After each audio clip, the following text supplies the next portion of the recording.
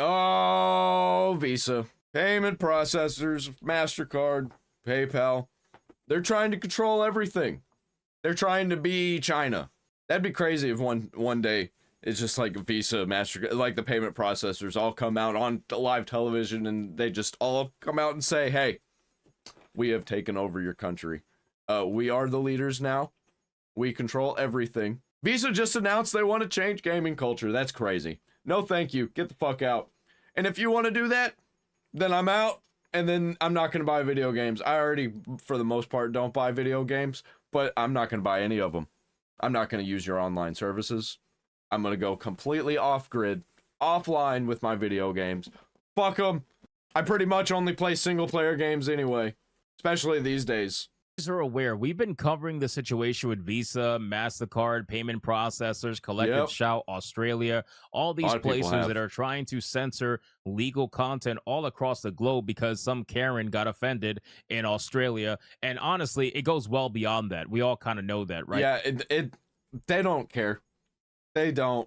They're just doing this because they want power. They feel powerful. They feel like they have some kind of control over their lives in the world. Like Visa and MasterCard trying to enact censorship through forcing these, platforms to act freely amongst themselves and to decide of their own volition whether or not they're going to allow this legal content. And if they don't, then, magically their ability to payment process will just slowly go away. Well, Smash JT has a very interesting post here that I want to go over. Yeah, these payment processors, they align with this. They want this to happen. They want to do these things. And they just say, hey, well, I mean, we didn't know. We thought that everybody wanted this. All these people were screaming in our faces, screaming in our ears to do something about all this. So we did. Like, what do you mean? It wasn't our fault. We thought you wanted this. On X talking about Visa and apparently how they are trying to introduce a new role called the Director of Global Gaming Partnerships. What? Yeah, it's going to get very interesting. So shout out to Smash JT for this post. Okay. It says Visa is now openly trying to position itself as the leader of gaming. They just announced people are going to stop playing games. I'm telling you, it's coming. They're going to get tired of all of the intervention and them just playing their fucking games, man. And they're just going to completely go offline like me. A new role, Director Global Gaming Partnerships, paying nearly $250,000 a year. The job is described as shaping culture, building global strategies, and with publishers, platforms, and you're going to create a black market. I'm telling you, it's not looking good. Creators and driving innovation where gaming and commerce collide. But while, gaming has always been about culture and a sense of community, it's never involved corporate payment processors dictating the direction of this space. A credit card company has nothing to do with the heart of gaming. And yet here we are. We have Visa injecting itself into the conversation as if it belongs there. This isn't about uplifting gamers. It's about interjecting politics, interests, pushing propaganda, and quietly shifting control of the gaming ecosystem into the hands of companies that profit from every single transaction. Follow the dollar. Then he says, ask yourself, what does a credit card company have to do with gaming? Absolutely nothing. Money. And yet here they are paying huge salaries to plant themselves at the center of gaming's future. This should worry everyone who cares about the future of gaming. So here's what I'll say about this. I don't think it's... If people are offended by a game, they're not going to buy it. So they can't be offended by any game because everybody has to be buying every game. Because everybody has to spend every dollar, every single penny that they have in their accounts so we can make all the money from them. It's exactly what's going on here.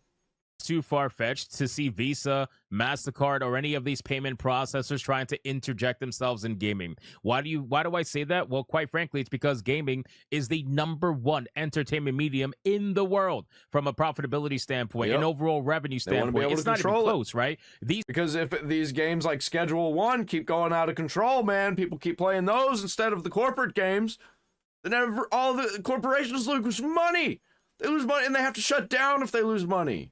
They don't want that because they're all connected. They're all holding each other up. They're all shaking hands behind closed doors. Payment processors are processing a lot of payments when it comes to things gaming related. They have probably started to realize that, and then they told themselves, you know what, we got to get in here. We got to get in here. We got to figure out how we're going to interject ourselves more into the gaming scene. How can we get more control, more influence, more anything in the gaming space? How can we do it? Well, we're going to introduce a brand new role that's going to allow us to get more insight inside of gaming. And that's what they want, right? This is the problem. When you start making a ton of money, when things go mainstream, when things can start to have so much influence, then you're going to have people that are going to try to control it. You're going to have people that are going to try to regulate it. And then you're going to have people that are going to try to tax it. You're going to have people try to get any kind of slice of the pie that they can from something like the gaming industry. And the gaming industry is massive, right? So this post here over on LinkedIn from Alfie Brody, right? VP of Global Sponsorships at Visa, says the following: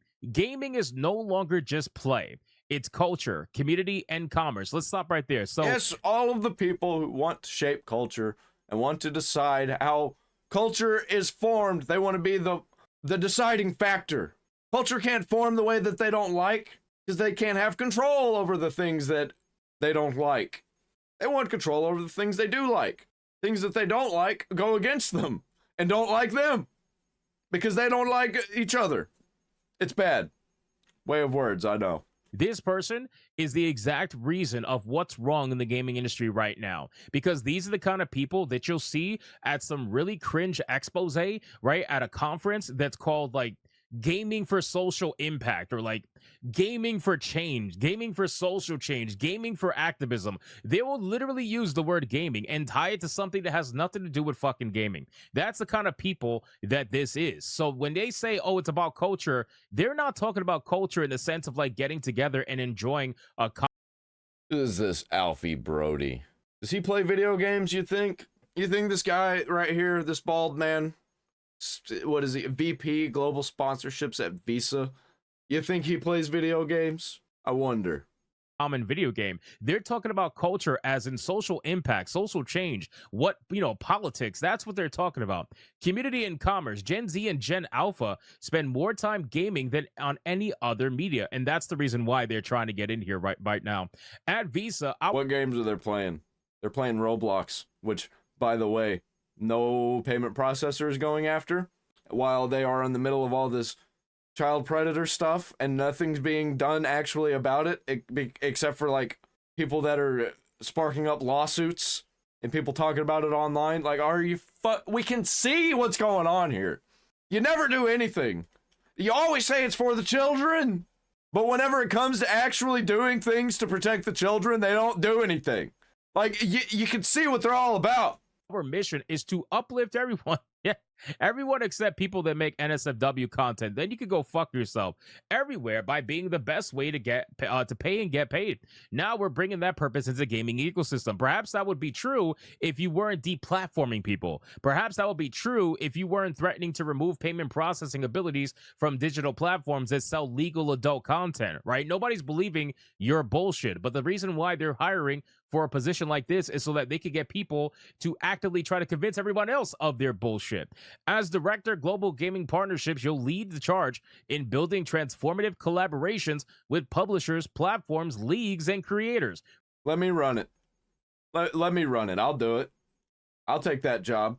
Reimagining how payments power the future of play. The role is about more than partnerships. It's about building global strategies that unlock new opportunities for players and partners alike, driving innovation where gaming and commerce collide, and championing economic empowerment in one of the fastest growing cultural movements on the planet. And this right here, that last part, one of the fastest growing cultural movements on the planet. That is why they want to be involved. That is why they want to get their hands in there in the cookie jar as fast as humanly possible. The faster they get their hands in, the better this will turn out for them. If you're passionate about gaming and Here comes the money.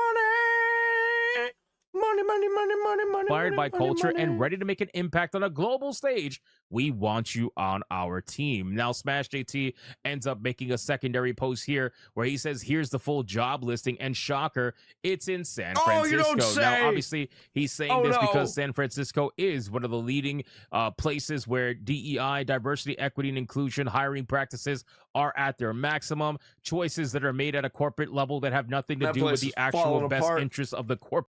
Literally, people shitting in the streets so much that if you look at the street shitting counter on a daily basis, it's completely full of shit everywhere.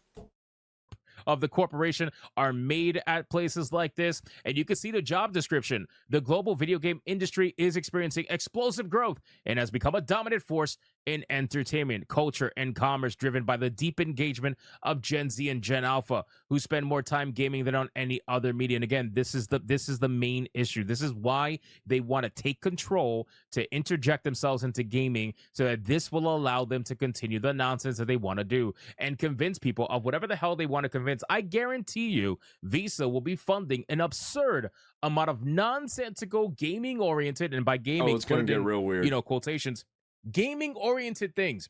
Yeah, I bet they're gonna start putting a whole bunch of money into like gay games, like pride games, stuff like that. Guaranteed, you're going to see all forms of activism coming from Visa sponsored, social causes. Anyway, it says, yeah, we're gonna get a whole bunch of stuff about immigration. We're gonna get a whole bunch of stuff about Gaza. as a result, brands that want to reach and remain relevant with these highly influential audiences must authentically engage with gaming ecosystems. From esports sponsorships to in-game activations and creator partnerships, gaming offers brands unparalleled opportunities to build cultural relevance and long-term loyalty. So again, guys, this entire situation for me just shows that this is going to continue to just go deeper and deeper. This is why, and it's almost weird, yeah. right? How, dude, it gets worse. It gets so much worse. Like all this stuff, it keeps getting worse, and you just know it's got to keep getting worse.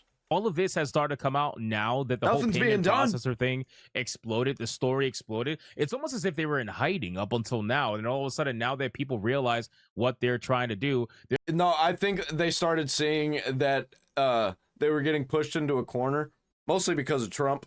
I think Trump did a lot of it, and a lot of things that happened because of Trump. It really pushed them in a corner, and they started freaking out. And it's like, all right, time to take everything away from them. We got to start cracking down on the regular folk.